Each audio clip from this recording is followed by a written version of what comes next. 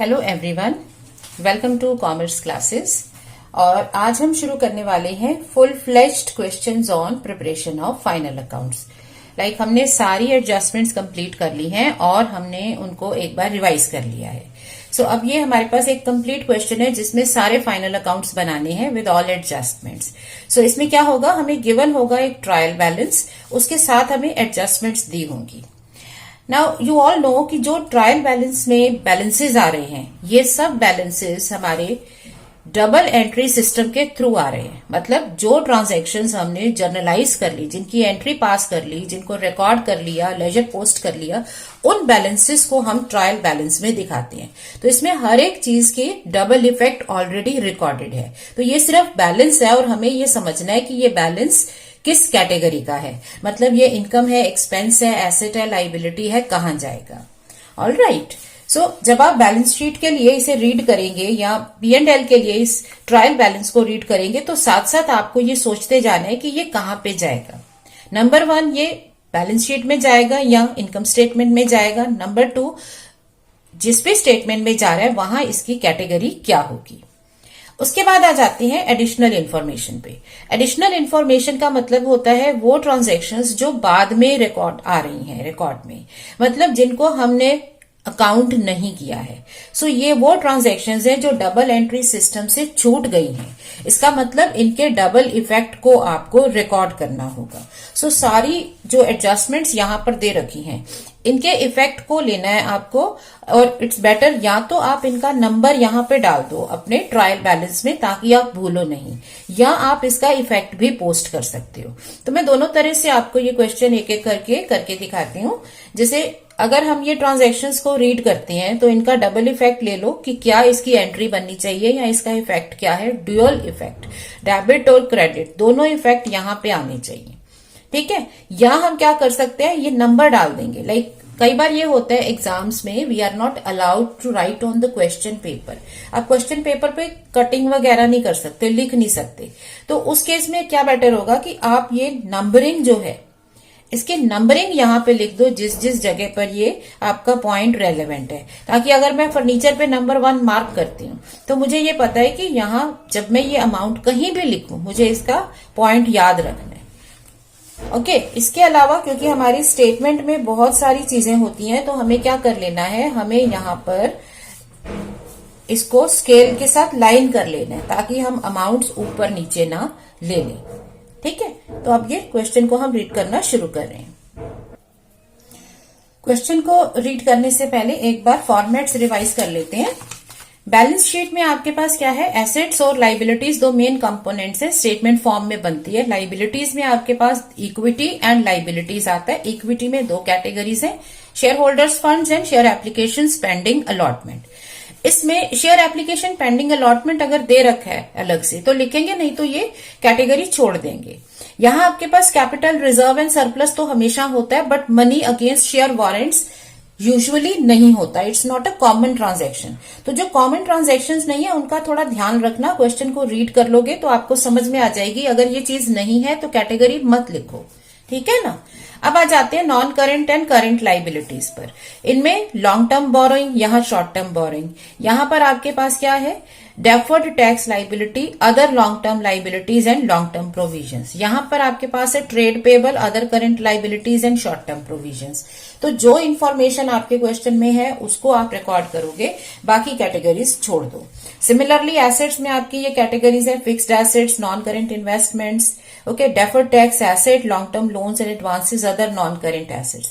यहां पर एक करंट इन्वेस्टमेंट है, फिर 3 मेन आपकी जो करंट एसेट्स होती हैं, inventories, trade receivables, cash and cash equivalent, then short term loans and advances, other non current assets जिसमें आपके प्रिलिमिनरी एक्सपेंसेस या इस तरह के एक्यूमुलेटेड लॉसेस और एक्सपेंसेस आते हैं। तो मोस्टली जो कैटेगरीज हैं ये देखो कॉरेस्पॉन्ड करती हैं। ये 3 आपकी मेन जो होती हैं करंट एसेट्स की कैटेगरीज है। इसके अगेंस्ट यहाँ पर फिक्स्ड एसेट्स की कैटेगरी है। इन्वेस्टमेंट यहाँ दूसरे नंबर पर है, यहाँ करंट इन्वेस्टमेंट पहले है। ये हो गई आपका categorization of balance sheet. Similarly आपके जो इनकम स्टेटमेंट में है इसमें भी आप revenue from operation and other income लिख के टोटल करते हो। एक्सपेंसेस की कैटेगरीज याद रखो, पहली है मटेरियल, कि कॉस्ट ऑफ मटेरियल कंज्यूम जिसमें परचेजेस और चेंज इन इन्वेंट्रीज आ जाता है, फिर employ benefit expenses, finance cost, depreciation and amortization, then other expenses. तो जो इन 4 कैटेगरीज में नहीं आ रहा वो सब अदर एक्सपेंसेस में आएगा। That will give you profit before exceptional and extraordinary items and tax. मतलब जब हम यहाँ एक्सपेंसेस लिख रहे हैं तो अगर कोई भी आपका ट्रांजेक्शन एक्स्ट्रा ऑर्डिनरी है या आपकी ट्रांजैक्शन एक्सेप्शनल है तो उसको यहां नहीं लिखना है, वो सब अलग लिखी जाती हैं। तो पहले हम एक्सेप्शनल आइटम्स एडजस्ट करते हैं, अगर ये इनकम है तो ऐड हो जाएगी, एक्सपेंडिचर है तो माइनस हो जाएगा। फिर आ जाएगा profit before extraordinary items, फिर एक्स्ट्रा ऑर्डिनरी आइटम्स लो, then profit before tax, then tax expenses. अब एक्सेप्शनल और एक्स्ट्रा ऑर्डिनरी आइटम्स क्या है, ये मैंने आपको जब इनकम स्टेटमेंट समझाई थी तो आपको ये बताया था, ठीक है ना। अब इन दोनों में मेन डिफरेंस क्या होता है, एक्स्ट्रा ऑर्डिनरी वो ट्रांजेक्शन्स होती हैं जो ऑर्डिनरी कोर्स में नहीं होती, जो बिजनेस के ऑर्डिनरी एक्टिविटीज का पार्ट नहीं है। जैसे आपके अगर बिजनेस में अर्थक्वेक आ गया और कुछ लॉस हो गया तो it's not a part of your business, isn't it, तो वो एक्स्ट्रा ऑर्डिनरी है। सिमिलरली आपने अगर कहीं प्रेमिसेस ले रखा है और वहां पर अगर गवर्नमेंट की कोई बिल्डिंग बन रही है या अगर वहां पर गवर्नमेंट ने वो एरिया एक्वायर कर लिया तो वो एक एक्स्ट्रा ऑर्डिनरी ट्रांजेक्शन है, उसके अगेंस्ट अगर आपको कोई कॉम्पनसेशन मिलता है तो वो यहां शो करेंगे, ठीक है। अपार्ट फ्रॉम दैट अगर हमें कुछ भी फॉरेन एक्सचेंज में मिलता है तो उसको अलग से दिखाना होता है अदर एक्सपेंसेस में, ठीक है। तो ये कुछ कैटेगरीज हमें ध्यान रखनी है। उसके बाद आ जाएगा profit before tax, tax expense, आपका current tax and deferred tax आ जाएगा और लास्ट ईयर के प्रोविजन की एडजस्टमेंट भी यहीं आएगी। That will give you profit of continuing operations. इसके बाद क्या है, अगर कोई आपने बिजनेस ऑपरेशंस अब क्लोज कर दिए हैं तो डिसकंटिन्यूइंग एक्टिविटीज के प्रॉफिट्स अलग से सॉल्व करके यहां दिखाते हैं। बट ये जो चीजें मैं आपको बता रही हूँ कि what is exceptional, extra ordinary item या आपका डेफर्ड टैक्स या आपकी डिसकंटिन्यूइंग ऑपरेशंस का प्रॉफिट लॉस, तो यूजुअली जब हमारा फुल फ्लेश्ड क्वेश्चन होता है तो बीकॉम ऑनर्स या बीकॉम प्रोग्राम में इस पर इतना फोकस नहीं होता है। फोकस होता है आपका मेकिंग ऑफ फाइनल स्टेटमेंट्स, मतलब आपको फॉर्मेट्स आनी चाहिए, आपको कैटेगराइजेशन पता होना चाहिए और बेसिक एडजस्टमेंट्स आनी चाहिए, ठीक है ना। ये चीजें आ सकती हैं लेकिन वो शॉर्ट नोट में आ सकती हैं। फॉर एग्जांपल आपको शॉर्ट नोट आ जाएगा distinguish between exceptional and extraordinary items और how do we treat these items in preparation of final accounts, ठीक है। यहाँ what is deferred tax liability और डेफर्ड टैक्स एसेट, तो ये शॉर्ट नोट्स आ सकते हैं, थ्योरी में आ सकता है, प्रैक्टिकल में भी, बट अलग से आ जाएगा। यहाँ फुल फ्लेश्ड क्वेश्चन में यूजुअली इन पर फोकस नहीं होता। Okay, let us read the question. अब ये क्वेश्चन में है Goldilock company is registered with this much capital of 10 lakh. ये तो रजिस्टर्ड और ऑथोराइज्ड कैपिटल हो गई, out of which 40,000 shares have been issued. तो ये आपकी इशूड कैपिटल है which is fully called and paid also. All right, so capital की डिटेल बता दी, तो ये डिटेल है, याद रखो, ये नोट्स में आएगी। तो हम यहाँ पर नंबर एक मार्क लगा देते हैं कि हैशटैग है कि ये हमारी ऊपर की एडजस्टमेंट है। Somehow you are to remember ना। अब उसके बाद आप अलग अलग इनको पढ़ लो। पहले हम क्रेडिट साइड पढ़ लेते हैं। सेल्स है, परचेज रिटर्न है, तो ये इनकम स्टेटमेंट का पार्ट होता है। बैंक लोन का मतलब हमारे पास क्या हो गया, लॉन्ग टर्म बोरोइंग आ गई, ठीक है। तो नॉन करेंट लाइबिलिटीज में लॉन्ग टर्म बोरोइंग है। शेयर कैपिटल सरप्लस, तो ये आपका हो गया कैपिटल शेयर होल्डर्स फंड्स में आ जाएगा। उसके बाद सरप्लस भी वहीं जाएगा। Then provision for income tax होता है शॉर्ट टर्म प्रोविजन, बट ये प्रोविजन आपका कब का होगा, ये होगा प्रीवियस ईयर का। तो याद रखो प्रोविजन फॉर इनकम टैक्स की एडजस्टमेंट क्या होती है, इस प्रोविजन को हम टैक्स सेटल्ड के अगेंस्ट एडजस्ट करके नेट अमाउंट देखते हैं कि कितना हमें और बर्डन पड़ा या हमें फायदा निकला। इधर आ जाओ तो आपके पास स्टॉक है, परचेजेज है, सेल्स रिटर्न है, तो ये सब आपकी कहाँ चली जाती हैं, ये जाएंगी आपकी इनकम स्टेटमेंट में। उसके बाद वेजेस, मैन्युफैक्चरिंग एक्सपेंसेस, वेजेस आपके हो जाते हैं एम्प्लॉयज का। बेनिफिट एक्सपेंसेस, मैन्युफैक्चरिंग एक्सपेंसेस, ये आपका चला जाएगा अदर एक्सपेंसेस में। इंटरेस्ट ऑन बैंक लोन, तो बैंक लोन आपका क्या होता है, आपका फाइनेंस एक्टिविटी है, तो ये फाइनेंस चार्जेस में जाएगा। सैलरी एम्प्लॉयज में जाएगा, ऑडिट फी अदर्स में जाएगा। अब है डायरेक्टर्स रेम्यूनरेशन। डायरेक्टर्स के रेम्यूनरेशन में हमें एक चीज याद रखनी है कि अगर वो हमारे पेरोल पे हैं तब तो वो सैलरी और एम्प्लॉयज बेनिफिट एक्सपेंसेस में जाती हैं, बट अगर डायरेक्टर्स पेरोल पे नहीं है तो उनको हम अलग लिखते हैं, वो अदर एक्सपेंसेस में आते हैं। तो इसमें आप अगर कुछ नहीं दे रखा तो आप assumption मान सकते हो कि they are on the payroll, तो आप इसको एम्प्लॉय बेनिफिट में ले लोगे, अदरवाइज आप इनको अदर एक्सपेंसेस में लोगे। प्रिलिमिनरी एक्सपेंसेस हमारे होते हैं, अमोर्टाइजेशन में आते हैं हमारे टेंजिबल एंड इंटेंजिबल। यहाँ पर कई बार स्टूडेंट्स कंफ्यूज हो जाते हैं कि अगर प्रिलिमिनरी एक्सपेंसेस राइट ऑफ करने हैं तो वो उसको राइट ऑफ कर देते हैं डेप्रिसिएशन एंड अमोर्टाइजेशन में। But remember, amortisation is a term used किसके लिए? इनटेंजिबल एसेट्स के लिए। वो एसेट होनी चाहिए, मतलब पेटेंट्स को राइट ऑफ करो, कॉपीराइट को राइट ऑफ करो तो आपका अमोर्टाइजेशन में जाएगा। बट ये आपकी नॉन करेंट एसेट है, मतलब ये एक्चुअली लॉस या एक्सपेंडिचर है। तो जब इस तरह के एक्सपेंसेस को राइट ऑफ करते हैं तो ये अदर एक्सपेंसेस की कैटेगरी में जाते हैं। Free hold premises, plant and machinery, furniture, loose tools, ये तीनों तो आपकी फिक्स्ड एसेट्स हैं। लूज टूल्स के बारे में थोड़ा सा याद रखो। लूज टूल्स अगर हम डेप्रिशिएट करते हैं तो वो फिक्स्ड एसेट्स का पार्ट माना जाता है, बट अगर लूज टूल्स को रीवैल्यू करते हैं, एट द एंड आप उनका वैल्यूएशन करते हो, जैसे आप एट द एंड स्टॉक को वैल्यू करते हो, तो इसको इन्वेंट्रीज में इंक्लूड करते हैं। बट ये सिर्फ होता है बैलेंस शीट में लिखने के लिए। तो जब बैलेंस शीट में लिखोगे तो इसको आप इन्वेंट्रीज में लिखोगे इन केस आप इसको वैल्यू कर रहे हो, और अगर आप इनको डेप्रिशिएट कर रहे हो तो फिर आप इनको लिखोगे फिक्स्ड एसेट्स में। जिस जिस पर डेप्रिसिएशन लगता है वो आपकी होती है फिक्स्ड एसेट। ठीक है, तो ये यहां इसमें पढ़ना पड़ेगा। डेटर्स हो गए, cash in hand, cash at bank. Advance tax paid है तो ये प्रोविजन के अगेंस्ट एडवांस है, बट एडवांस तो हमने इस साल भी पे किया होगा, तो हमें आइडेंटिफाई करना होगा कि कौन सा कब का है। ऑलराइट, सो अब हम एडजस्टमेंट्स को रीड करते जाएंगे और मार्क करते जाएंगे। आउटस्टैंडिंग वेजेस, तो आउटस्टैंडिंग क्या होते हैं? ऐड होते हैं। आउटस्टैंडिंग बिलोंग्स टू पिछला पीरियड, तो ये करंट ईयर के हैं तो ये ऐड हो जाएंगे। आउटस्टैंडिंग सैलरी, सो सैलरीज में हो जाएगा 1200 आउटस्टैंडिंग है। स्टॉक हमें दे रखा है तो स्टॉक का क्लोजिंग बैलेंस आपको दे रखा है। लूज टूल्स भी अब वैल्यू किए गए हैं तो इसका मतलब लूज टूल्स भी आपके किसका पार्ट हो जाएंगे? इन्वेंट्रीज का, बैलेंस शीट के लिए। तो ये first adjustment. Second, provide for depreciation, plant and machinery 15%, okay, plant and machinery 15%, furniture 10%, and right of 1/3 of preliminary expenses. तो प्रिलिमिनरी एक्सपेंसेस का 1/3 आपको राइट ऑफ करने, लिखते जा रहे हैं।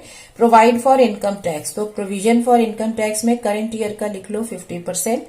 डायरेक्टर्स रेकमेंड डिविडेंड ऑफ 15%, तो जो डायरेक्टर्स आपके रेकमेंड कर रहे हैं तो वो तो आपका प्रपोज डिविडेंड हो गया ना, तो ये तो सिर्फ नोट्स में जाएगा, तो इसको हम यहाँ पे मार्क कर लेते हैं कि ये नोट्स टू बैलेंस शीट में जाएगा एट द एंड, कि ये हमारा प्रपोज डिविडेंड है।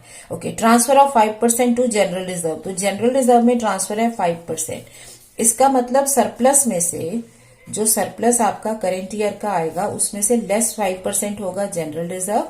अब यहाँ जनरल रिजर्व पहले से एग्जिस्टिंग नहीं है तो जनरल रिजर्व में प्लस हो जाएगा। तो ड्यूअल इफेक्ट नोट हो गया, ठीक है ना। जो भी रेड में लिख रहे हैं वो डबल जाएगा दो जगह। Income tax liability settled at 48, तो इसके अगेंस्ट हमारी लाइबिलिटी हो गई 48। इसका मतलब 4000 प्रोविजन बच गया, तो हमारे एक्सपेंसेस इस साल कम हो जाएंगे, फायदा हो गया। एडवांस टैक्स इंक्लूड्स 40,000 फॉर 2015-16, तो इसमें से 40,000 प्रीवियस ईयर का है, इसका मतलब 96,090 आपका करेंट ईयर का है, ठीक है ना। 50% of debtors are more than 6 months old, so debtors ये रहे। डेटर्स में क्या है, हमें एक डिटेल दे रखी है, 50% जो है वो 6 months से ज्यादा के ओल्ड है। तो जो डिटेल होती है उसमें हमें कुछ नहीं करना होता, वो सिर्फ हम नोट्स में लिखते हैं। अब यहाँ इसको आपको साथ साथ समझना होगा कि बैलेंस शीट में ये कहाँ कहाँ जाएंगे और किस कैटेगरी में एसेट्स एंड लाइबिलिटीज जाएंगी। तो मैंने बैलेंस शीट और इनकम स्टेटमेंट का फॉर्मेट बना लिया है, ठीक है। तो अब आप लिखेंगे books of Goldilocks limited, balance sheet as at 31 March 2017। Balance sheet बनानी है आपको। तो बैलेंस शीट में क्या है, हमें कैटेगरीज का बहुत ध्यान रखना है, क्योंकि हमें एक्स्ट्रा वर्क नहीं करना। बिना मतलब के हमारी बैलेंस शीट डिटेल्ड नहीं होनी चाहिए, इसमें सिर्फ हमें कॉम्पैक्ट इंफॉर्मेशन लिखनी है। तो आप क्या करोगे, क्योंकि लाइबिलिटीज के क्रेडिट बैलेंस होते हैं, तो आप यहां पे समझ लो कि लाइबिलिटीज कौन कौन सी हैं, उसके अकॉर्डिंगली यहाँ कैटेगरीज आ जाएंगी। तो लाइबिलिटीज होती हैं आपके क्रेडिट साइड के बैलेंसेस, ठीक है ना। अब मैंने बैलेंस शीट का फॉर्मेट लिख लिया है according to the liabilities available. जैसे हमारी बैलेंस शीट का फॉर्मेट, हमें इसके लिए कैटेगरीज अपने सामने रखनी है। शुरू में रखोगे, 2-3 क्वेश्चन के बाद प्रैक्टिस हो जाएगी, फिर ये याद हो जाएंगे। अब जैसे पहला कंपोनेंट है इक्विटी एंड लाइबिलिटी, जिसमें इक्विटी के 2 कंपोनेंट है, लाइबिलिटीज के 2 कंपोनेंट है। इक्विटीज में share capital, reserve and surplus तो यूजुअली होता है। अब मनी अगेंस्ट वारंटी यहां पे नहीं दे रखा। Similarly share application pending allotment यहां नहीं दे रखा। तो जो ये चीजें नहीं दे रखी वो नहीं लिखेंगे। तो हमने शेयर होल्डर्स फंड लिख लिया, शेयर कैपिटल लिख लिया, रिजर्व एंड सरप्लस, ये दोनों का सब टोटल यहां पे बाहर आ जाएगा। उसके बाद है नॉन करंट लाइबिलिटीज। तो हमारे पास लॉन्ग टर्म बोरोइंग मतलब बैंक लोन था, लेकिन हमारे पास डेफर्ड टैक्स लाइबिलिटी नहीं है और कोई भी और नॉन करंट लाइबिलिटी नहीं है, कोई भी और लॉन्ग टर्म लाइबिलिटी प्रोविजन नहीं है। तो यहां सिर्फ एक ही सब कैटेगरी आएगी। करंट लाइबिलिटीज में हमारे पास शॉर्ट टर्म बोरोइंग कोई नहीं है, ठीक है ना। बोरोइंग एक ही थी, आपने बैंक से लोन ले रखा था, इसके अलावा और कुछ नहीं है। लेकिन आपके पास क्रेडिटर्स मतलब ट्रेड पेबल है। फिर आपके पास क्योंकि आउटस्टैंडिंग वेजेस एंड सैलरी था, मतलब अदर करंट लाइबिलिटीज आएगा। और आपकी टैक्स लाइबिलिटी तो सेटल हुई ही होगी ना, ये यूजुअली हर क्वेश्चन में होता है। So other current liabilities, trade payable, ये दोनों होंगे और शॉर्ट टर्म प्रोविजंस भी होगा, क्योंकि हम इनकम टैक्स का प्रोविजन करते हैं। तो यहां पर हमें शॉर्ट टर्म बोरोइंग का ज्यादा सोचना है कि ये है या नहीं है।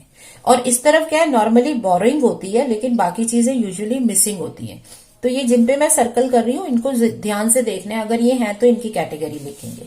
Coming to assets, next assets में क्या है, नॉन करंट एसेट्स में फिक्स्ड एसेट्स, फिर टेंजिबल, इनटेंजिबल और वर्क इन प्रोग्रेस वगैरह। तो जब आपने ये क्वेश्चन रीड किया था, आपके पास टेंजिबल तो थे, free hold premises, plant and machinery, furniture था, लेकिन इनटेंजिबल नहीं था, ठीक है ना। कोई गुडविल, कॉपीराइट, पेटेंट राइट नहीं है। तो एसेट्स की कैटेगरी में सिर्फ टेंजिबल आ जाएगा, एक ही चीज आएगी।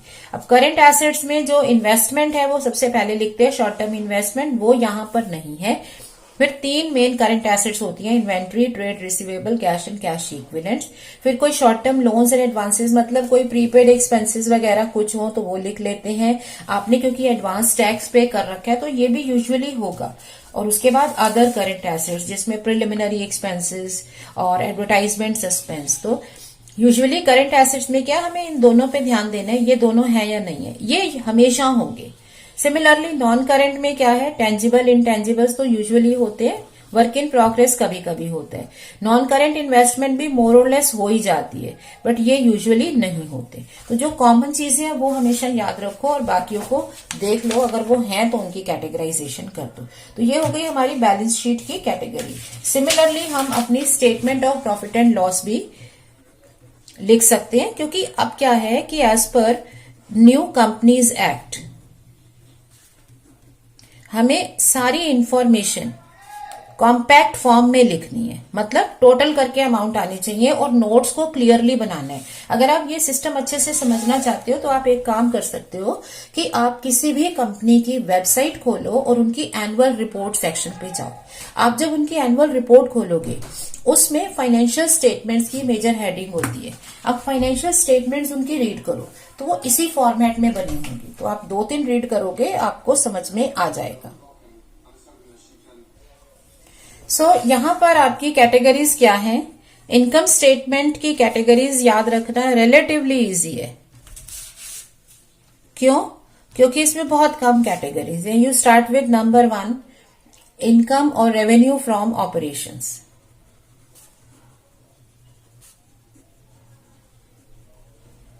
उसके बाद सेकंड होता है आपका अदर इनकम, कोई और इनकम अगर मिल रही है। अब ये दोनों कैटेगरीज यहाँ पे लिखते जरूर है, चाहे कुछ भी ना हो इसमें, ठीक है, डैश लगा देंगे। जैसे यहाँ जब आप रीड कर रहे थे तो इनकम तो क्रेडिट साइड में आती है ना, यहाँ पर तो सिर्फ सेल्स दे रखी है और कोई इनकम नहीं है, जैसे इंटरेस्ट रिसीव्ड हो, डिस्काउंट रिसीव्ड हो, वो नहीं है, तो कोई बात नहीं, आप इसको स्पेस छोड़ दोगे, पर लिखना जरूर होगा। वर्किंग नोट्स इसके कंटिन्यू करेंगे। 6, 7, 8, 9, 10, 11, 12 सारे नंबर हमें जरूर देने हैं। अब ये 13 ये छोड़ देते हैं क्योंकि हमें ये पता है ये नहीं है। अब आ जाएगा हमारे पास टोटल इनकम, थर्ड कंपोनेंट। ये सारे कंपोनेंट्स हमें 1 by 1 लिखने हैं। तो 1 + 2 ऊपर से आया। अब नेक्स्ट कैटेगरी है एक्सपेंसेस। तो एक्सपेंसेस में हमारे पास क्या होता है? नंबर 1 होता है कॉस्ट ऑफ मटेरियल्स कंज्यूम्ड, ठीक है। तो ये मैं नेक्स्ट क्वेश्चन में पहले से ही कैटेगरी लिख दूंगी। तो परचेज ऑफ मटेरियल्स, अब यहाँ एक चीज आपको याद रखनी है, परचेज ऑफ मटेरियल में अगर आपके पास कुछ एक्सपेंसेस हैं to bring inventories into business, तो वो आपके परचेज का पार्ट माने जाते हैं। सो कैरेज इनवर्ड हो या आपके कार्टेज इनवर्ड है, मतलब स्टॉक को शॉप पे गोडाउन में लाने का जो खर्चा है वो यहाँ आपको लिखना होता है। यहाँ ओपनिंग माइनस क्लोजिंग स्टॉक हो जाता है, बट ये हमें करके दिखाना होगा, तो आप ऐसा नहीं है कि इसको सीधे यहाँ लिख दोगे। उसके बाद नेक्स्ट होता है आपका एम्प्लॉय बेनिफिट एक्सपेंसेस, नेक्स्ट है आपका फाइनेंस कॉस्ट, नेक्स्ट है आपका डेप्रिसिएशन एंड अमोर्टाइजेशन, और फिर बाकी सब कुछ आ जाता है अदर एक्सपेंसेस में। ठीक है, तो 15, 16, 17, 18, 19 ये आ जाएगा आपके पास। ये टोटल इनकम है, यहाँ पे आ जाएगा टोटल ऑफ एक्सपेंसेस। ठीक है ना।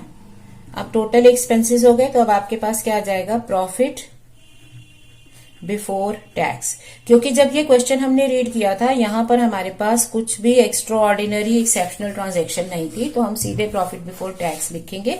नेक्स्ट कंपोनेंट होता है टैक्स एक्सपेंस। तो इसमें करंट ईयर का टैक्स कितना रेट था, 50% कह रखा था करंट ईयर का टैक्स, और previous year adjustment, past adjustment भी हमें लिखनी होगी। तो ये दोनों एडजस्टमेंट्स यहाँ इनर कॉलम में करके यहाँ नेट अमाउंट हम यहाँ लिख देते हैं। तो ये हमारे पास आ जाएगा नेट प्रॉफिट आफ्टर टैक्स।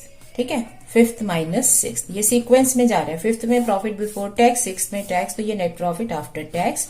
और फाइनली हम यहाँ पर क्या निकालते हैं, अर्निंग पर शेयर, जिसके दो होती हैं फॉर्म्स, बेसिक एंड डाइल्यूटेड। तो यूजुअली हम बेसिक ही निकालते हैं। So it is net profit after tax upon number of, net profit after tax upon number of equity shares, ये आ जाता है। सो अब हम सारी वर्किंग बनाना शुरू कर देते हैं वन बाय वन। सो पहला पार्ट क्या है हमारे पास, share capital. So notes to balance sheet, तो पढ़ते जाओगे और बनाते जाओगे। अब यहाँ हमने सारी एडजस्टमेंट्स नोट कर ली हैं, सिर्फ एक एडजस्टमेंट थी जिसको थोड़ा सा डिटेल में देखना जरूरी था, वो वर्किंग नोट में भी कर सकते हो। क्या है, आपके पास इनकम टैक्स की लाइबिलिटी सेटल हुई थी 52,000 के अगेंस्ट 48,000। इसका मतलब यहां पर आपके पास 4,000 सेव हो गया। ओके, और इसके अगेंस्ट हमने पेमेंट कितनी कर रखी थी, 40,000 की। ठीक है, इस 40,000 की पेमेंट आपने कर रखी है 48,000 के अगेंस्ट, तो आपके पास 8,000 की टैक्स लाइबिलिटी बच गई। अगर आपको ये चीज समझ में नहीं आ रही हो तो आप थोड़ा सा पिछले वीडियोस को चेक कर सकते हो, जिसमें मैंने आपको एक्सप्लेन किए थे इनकम टैक्स प्रोविजंस को डील करना। यहाँ मैं शॉर्ट में आपको बता देती हूँ कि किस तरह से करते हैं। देखो, जब भी इनकम टैक्स के प्रोविजंस होते हैं, आपको करंट ईयर और प्रीवियस ईयर के अमाउंट्स को सेपरेट कर लेना है। सो प्रोविजन फॉर टैक्स आपका है 52,000, ये प्रीवियस ईयर का है। और एडवांस टैक्स आपके कितने हैं, एडवांस टैक्स था 1,36,090, जिसमें से 40,000 प्रीवियस ईयर का था, 96,090 करंट ईयर का है। अब करंट ईयर में क्या करते हैं, करंट ईयर का प्रोविजन मेंटेन करेंगे एट द रेट ऑफ 50%, जो कहा है हमें, टैक्स का रेट 50% है। और ये दोनों चीजें हमारी बैलेंस शीट में आ जाएगी, चाहे इन्हें अलग अलग लिख लो या आप नेट अमाउंट दिखा सकते हो। अब यहाँ क्या है, प्रीवियस ईयर की, क्योंकि इन बिटवीन लाइबिलिटी सेटल हुई है। ठीक है, तो आपकी लाइबिलिटी सेटल हुई है 48,000 पे। तो अब आपको इसको सीक्वेंस में लेके जाना है। प्रोविजन को लाइबिलिटी के अगेंस्ट अगर कंपेयर करते हैं तो 4,000 सेविंग हो गई, आपका प्रोविजन बच गया। इसका मतलब इस साल आपको फायदा मिल गया 4,000 का। अब इसको जब आप पेमेंट से कंपेयर करते हो तो लाइबिलिटी बनी 48,000 की, पे किया हुआ है 40,000, तो 8,000 की आपकी टैक्स लाइबिलिटी या टैक्स पेबल बच गया। तो ये इफेक्ट यहां पर आ गए। तो यहां इसकी 48 की जगह पे हमारे पास क्या आ गया, 8,000 की टैक्स लाइबिलिटी, और 52,000 की जगह पे हमारे पास क्या आ गया, 4,000 की आपकी इनकम की सेविंग, आपका खर्चा कम हुआ है। ठीक है ना, तो ये चीजें हमें ध्यान रखनी है। अब स्टार्ट कर रहे हैं, स्टार्टिंग विथ बैलेंस शीट। तो सीक्वेंस में ही चलना है, जो कहा है नंबर 1 शेयर कैपिटल। तो शेयर कैपिटल में हमें क्या दे रखा था, आप अगर शेयर कैपिटल रीड करो यहां, इसके साथ क्या था, authorised share capital of ₹10 lakh divided in 10 rupees share. तो ये तो 10 लाख की कैपिटल हो गई आपकी ऑथोराइज्ड। उसके बाद आपकी issued, subscribed, called and paid capital कितनी है आपकी? ये कैपिटल है आपकी 40,000 shares at the rate of 10 rupees each, fully called and paid 4 lakh. तो शेयर कैपिटल आपकी हुई 4 लाख की। ठीक है। सेकंड आपका नोट है रिजर्व एंड सरप्लस। तो अब रिजर्व एंड सरप्लस में जब आप इसे पढ़ते हो तो आपके पास क्या क्या था? आपके पास यहां पर सिर्फ था सरप्लस, और जनरल रिजर्व में आपने ट्रांसफर करना है। तो जनरल रिजर्व ओपनिंग बैलेंस आपका नील प्लस ट्रांसफर फ्रॉम सरप्लस। तो सरप्लस से आपको 5% of current year profits transfer करने हैं, बट वो तो जब प्रॉफिट निकलेगा तो करोगे ना, अभी के लिए नहीं कर सकते, तो छोड़ दो इसको, ये बाद में आएंगे। अब सरप्लस पे आ जाओ। तो सरप्लस का ओपनिंग बैलेंस हमें दे रखा है 38,640। अब सरप्लस की एडजस्टमेंट्स क्या क्या थी? एक तो इसमें करंट ईयर का प्रॉफिट आएगा। अब वो प्रॉफिट तब लिखोगे जब आप इनकम स्टेटमेंट बना लोगे, तो इसको छोड़ दो अभी। इसके अलावा आपके इसके एप्रोप्रिएशंस क्या थे? आपको ट्रांसफर करना है less transfer to general reserve. So 5% of current year profits आपको यहां जनरल रिजर्व में ट्रांसफर करना है, वो आ जाएगा। इसके अलावा आपको डिविडेंड कहा था, बट क्योंकि ये डिविडेंड रेकमेंड डायरेक्टर्स ने किया है तो अभी अप्रोप्रिएट नहीं होगा, क्योंकि अभी ये हमारी लाइबिलिटी नहीं है। तो यहां हमें क्या करना होगा? प्रॉफिट ऐड करना है और ट्रांसफर टू रिजर्व कट करके बाकी हमारा रिजर्व एंड सरप्लस आ जाएगा। तो अभी नहीं लिख सकते इसको। नेक्स्ट हमारा कंपोनेंट है लॉन्ग टर्म बोरोइंग्स। अब लॉन्ग टर्म बोरोइंग्स में हमारे पास सिर्फ एक ही चीज थी, 18% बैंक लोन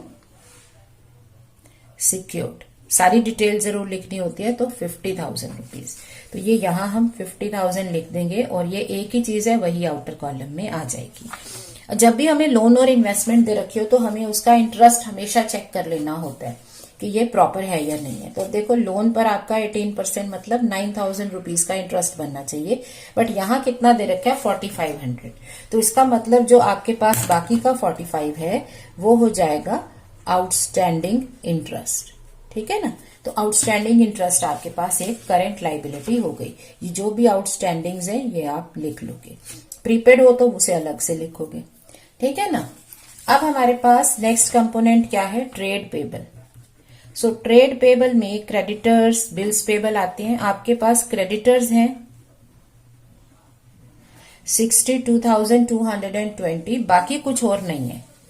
आप ये देखोगे मोस्टली चीजें सिर्फ लिख के टोटल ही करनी है, बट हमें लिखना है इस फॉर्मेट में। तो वो पहले वाली चीज नहीं चलेगी कि हम एक चीज उठाते हैं और सेल्स है, सीधे सेल्स में जहां लिखना है लिख दो। तो हमारे जो इन्फॉर्मेशन है कोई ऊपर है कोई नीचे है, कोई उसमें फॉर्मेट नहीं था।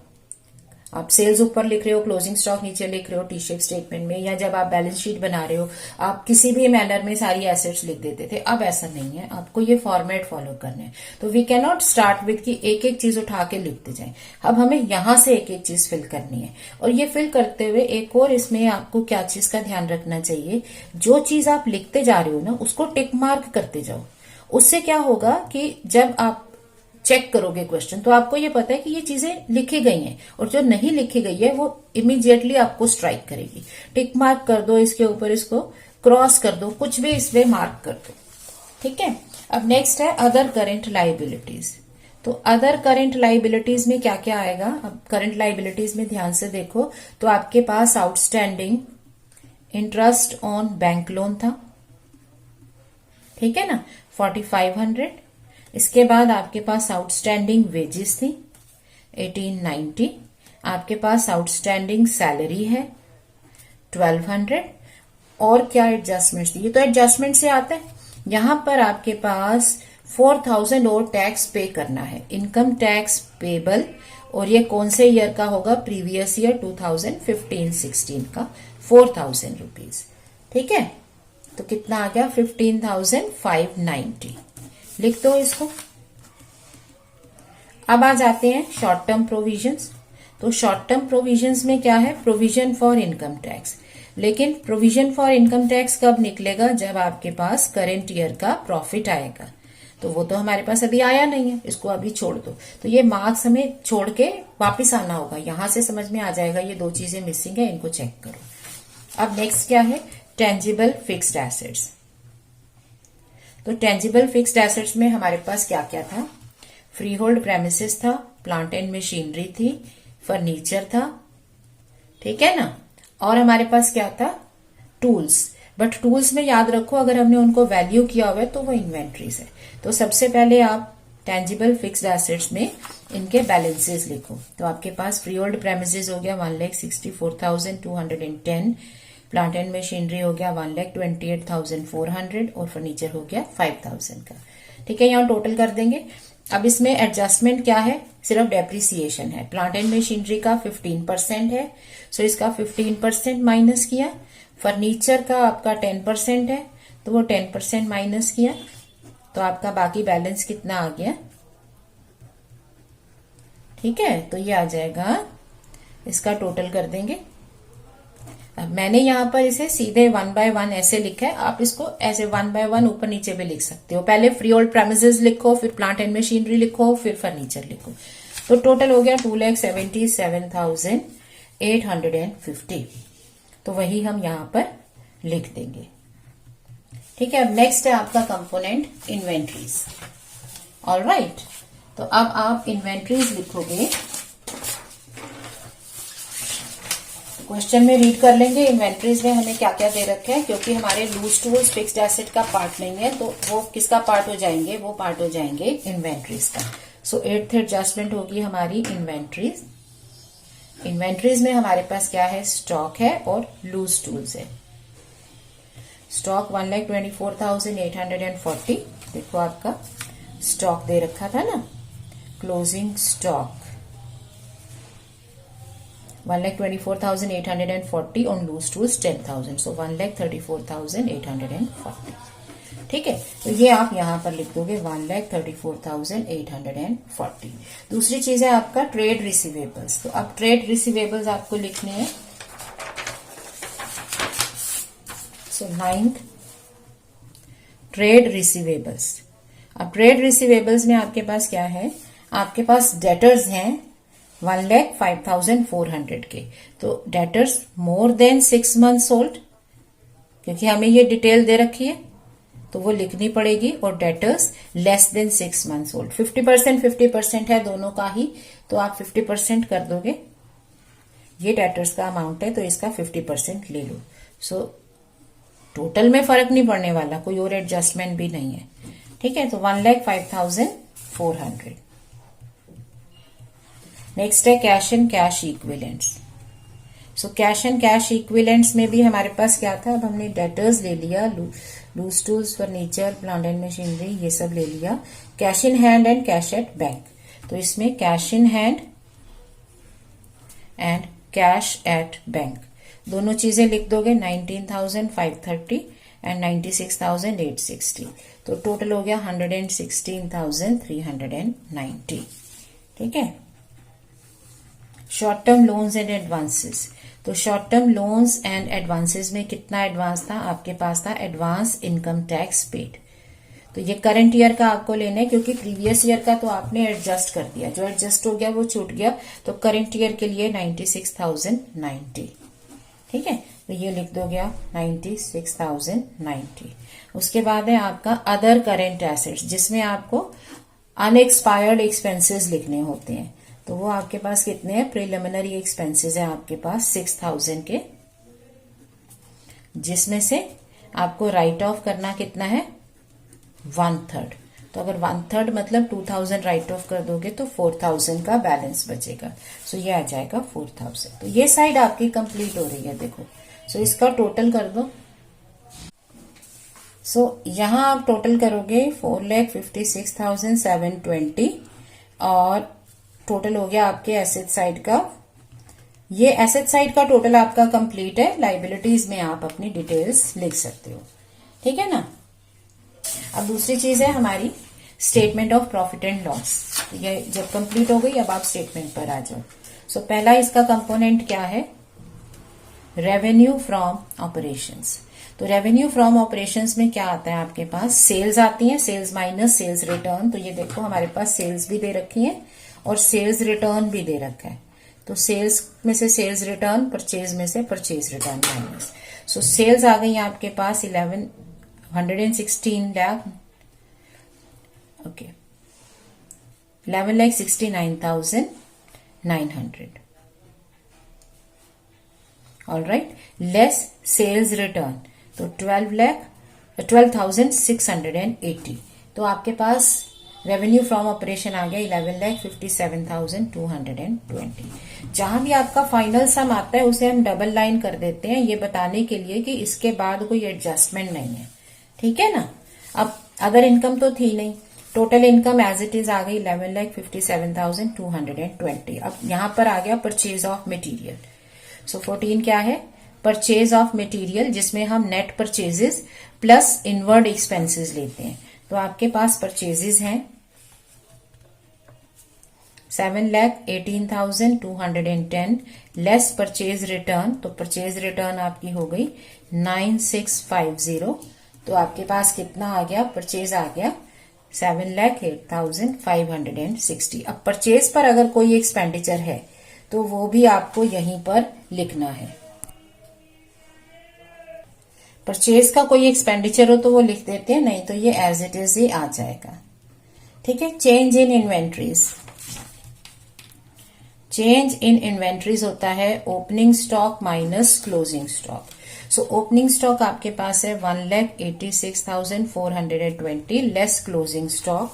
तो क्लोजिंग स्टॉक आपके पास है 1,24,840। सो चेंज इन इन्वेंट्रीज आपका कितना आ जाएगा, 61,580, ठीक है ना। तो ये प्लस में है, आप यहां पे लिख सकते हो 61,580। ऑल राइट, अब नेक्स्ट है एम्प्लॉयज बेनिफिट एक्सपेंसेस। सो एम्प्लॉय बेनिफिट एक्सपेंसेस, जिसमें आपके पास क्या क्या था, देखो वेजेस 1,09,740, जिसमें आपको ऐड क्या करना है, प्लस आउटस्टैंडिंग वेजेस 1890, ठीक है, ये आ गया। उसके बाद नेक्स्ट आपके पास है सैलरीज। सैलरीज है 17,870, इसमें भी आउटस्टैंडिंग है, सो 1,200 आप इसमें ऐड कर दो तो आपके पास आ गया 19,070। उसके बाद है डायरेक्टर्स रेम्यूनरेशन। तो डायरेक्टर्स का रेम्यूनरेशन इसमें ऐड कर दो। डायरेक्टर्स में थोड़ा सा डाइसी होता है, अगर ये पेरोल पे ना हो, अगर इनको आप ऑनरेरियम टाइप दे रहे हो तो फिर वो सैलरीज में एम्प्लॉय बेनिफिट में नहीं आता, अगर वो आपके एम्प्लॉय नहीं है। तो ये क्वेश्चन में आपको समझ लेना है, अगर क्वेश्चन में कह रहा है एम्प्लॉय है तो एम्प्लॉय लो, नहीं तो आप उसको अदर एक्सपेंसेस में लिख सकते हो। अब क्योंकि इस क्वेश्चन में कुछ नहीं लिखा हुआ तो आप नीचे नोट दे सकते हो कि वी आर, ठीक है। सो 1,56,950। आप इसको दूसरी एजम्पशन भी ले सकते हो कि वो एम्प्लॉय नहीं है, तो इन दैट केस वो अदर एक्सपेंसेस में आ जाएगा। और दोनों चीजें करेक्ट है क्योंकि क्वेश्चन ने हमें इंफॉर्मेशन सप्लाई नहीं की है। Then finance cost. तो फाइनेंस कॉस्ट में हमारा इंटरेस्ट ऑन डिबेंचर्स 4,500 पेड था, प्लस एक्रूड इंटरेस्ट आ गया 4,500, सो टोटल आ गया 9,000, ठीक है ना, 9,000 आ गया। उसके बाद है डेप्रिसिएशन एंड अमोर्टाइजेशन। तो डेप्रिसिएशन और अमोर्टाइजेशन में हमने अभी जब बैलेंस शीट बनाई थी तो हमने डेप्रिसिएशन किस पे लिया था, depreciation on plant and machinery पे लिया था 15%, ठीक है ना। और डेप्रिसिएशन ऑन फर्नीचर हमने लिया था 10%, सो 19,760, ये आपका आ गया। अब आ जाएंगे other expenses. So other expenses में सन्ड्री मैन्युफैक्चरिंग एक्सपेंसेस देखो 24,150। उसके बाद आपके पास और एक्सपेंसेस कौन से रह गए, ऑडिट फी, ठीक है ना, ऑडिट फी आ गई। इसके बाद अब आप यहाँ पे रीड करते जा सकते हो कि कोई और एक्सपेंस बचता है क्या। तो प्रीलिमिनरी एक्सपेंसेस जो आपने राइट ऑफ किए थे 2,000, ये हमने कहीं और नहीं लिखा था, इसको लेना पड़ेगा। और लूज टूल्स, क्योंकि लूज टूल्स पे आप डेप्रिसिएशन नहीं दे रहे हो, तो लूज टूल्स पर यहां पर आपको अमाउंट रिटर्न ऑफ लेना होगा। इसकी वैल्यू है 10,000 और यहां पर था 12,500। सो 2,500 इनका अमाउंट लॉस्ट हो गया। सो अब टोटल कितना आ जाएगा?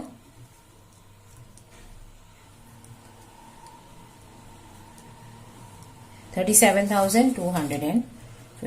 तो ये हमारे नोट्स बन गए। अब आप टोटल कर सकते हो, टोटल ऑफ एक्सपेंसेस, ठीक है ना। तो अब आप टोटल करोगे एक्सपेंसेस का। सो टोटल आ गया आपके पास 9,93,100। अब आपके पास प्रॉफिट बिफोर टैक्स कितना होगा? इनकम में से एक्सपेंसेस माइनस करो, 1,64,120। करंट ईयर का आपका टैक्स था 50%, तो 82,060। एडजस्टमेंट ऑफ लास्ट ईयर, अब लास्ट ईयर का प्रोविजन बचा है तो ये आपके खर्चों को कम करेगा। सो 78,060। तो यहां पे आ गया 86,060।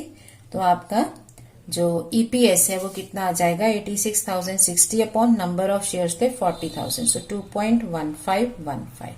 ठीक है, तो ये बन गई आपकी इनकम स्टेटमेंट। अब एक ही चीज रह गई है जो थी आपका प्रपोज्ड डिविडेंड, क्योंकि डिविडेंड प्रपोज किया था तो वो 20th नंबर पे आप प्रपोज्ड डिविडेंड भी एक एडजस्टमेंट में दिखा सकते हो कि dividend rate proposed by the directors, जो कि कितना है आपका 15%। ठीक है ना। तो 15% ऑफ कैपिटल 4 लाख, 60,000 आप एज अ प्रपोज डिविडेंड अलग से दिखा दोगे नोट्स टू बैलेंस शीट में, बट इसको यहां कहीं नहीं दिखाना। अब आपका जब ये अमाउंट कंप्लीट हो गया तो अब आप वापस आ जाओ यहां जो हमने चीजें छोड़ी थी। तो करंट ईयर का प्रॉफिट आ गया आपके पास 86,060। ठीक है ना। तो अब ट्रांसफर कितना होगा? 5% ऑफ 86,060 का मतलब हो गया 4303 ट्रांसफर होगा। तो यहां आपके पास बच गया 1,20,397 और जनरल रिजर्व में सेम अमाउंट ट्रांसफर हो गया, तो जनरल रिजर्व का बैलेंस भी आ गया ये। सो यहां पर टोटल बन गया इसका 1,24,700। सो ये आप ले लोगे। ठीक है। सो आपके पास अब ये टोटल आ जाएगा यहां इस साइड का। यहां आपने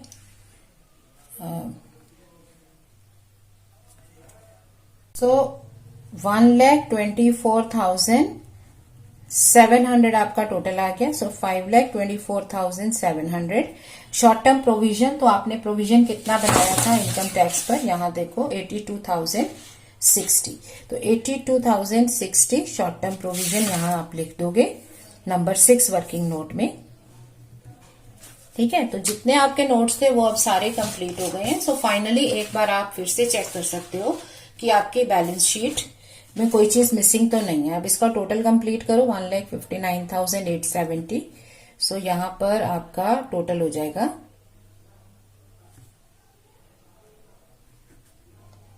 7,34,570। ठीक है।